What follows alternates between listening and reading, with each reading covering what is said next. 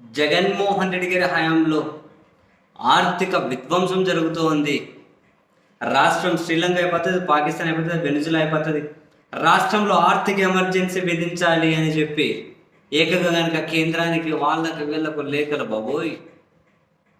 అంటే చంద్రబాబు గారి దగ్గర నుంచి, ఇప్పుడు ఆయన డిప్యూటీగా ఉన్న వ్యక్తి దగ్గర నుంచి, ఇంకా వాళ్ళ వదిన గారు బీజేపీ అధ్యక్షురాలుగా ఉన్న పురంధరేశ్వరి గారి దగ్గర నుండి ఆంధ్రప్రదేశ్లో 14 లక్షల కోట్ల అప్పు అన్నారు, 12 లక్షల కోట్లు అప్పు అన్నారు.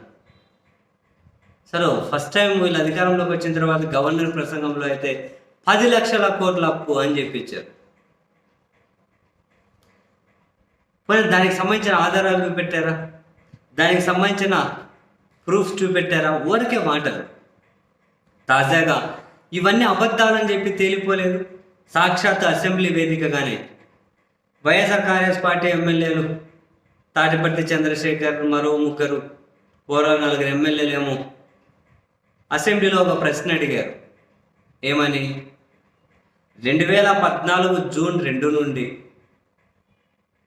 అంటే చంద్రబాబు గారు సీఎం అయిన దగ్గర నుండి, 2024 జూన్ 12 వరకు, అంటే మళ్ళీ మొన్న చంద్రబాబు గారు ముఖ్యమంత్రిగా బాధ్యతలు తీసుకున్న దగ్గర వరకు, 14 నుంచి 19 వరకు, 19 నుంచి 24 వరకు, అండ్ 24 జూన్ నుండి డిసెంబర్ 31 వరకు ఓవరాల్గా ఉన్న అప్పులు ఎన్ని?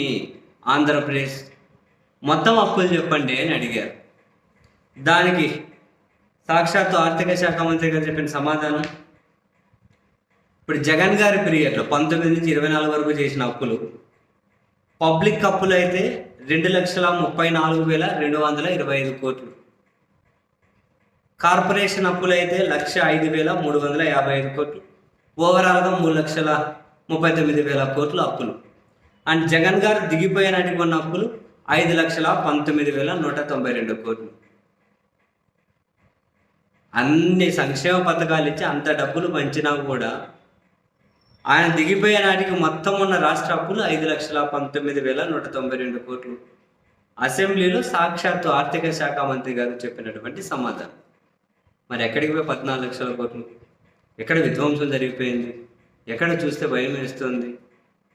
ఎందుకు ఇవన్నీ? అంటే పబ్లిక్ని ఏదో ఒకటి వాళ్ళను ఇరిపుష్పాలను చేయాలా? వారికి రాజకీయ విమర్శ కోసం ఎన్నైనా చేస్తారా? అసెంబ్లీలో ఆర్థిక శాఖ మంత్రి గారు చెప్పారు కదా, కార్పొరేషన్ అప్పులు, పబ్లిక్ అప్పులు 2 కలుపుకొని చెప్పిండ్రు కదా. ఏం చెప్పాలి ఇంకా? 5,19,192 కోట్లు, 19,192 కోట్లు దిగిపోయేసరికి 5,19,000. అన్ని సంక్షేమ పథకాలు ఇచ్చేది ఆయన హయాంలో చేసిన 3 లక్షల కోట్లకు కొంచెం ఎక్కువ. సరే, ఇలాంటి వినేవాళ్ళు ఏమైనా చెప్పొచ్చు, ఏముంది.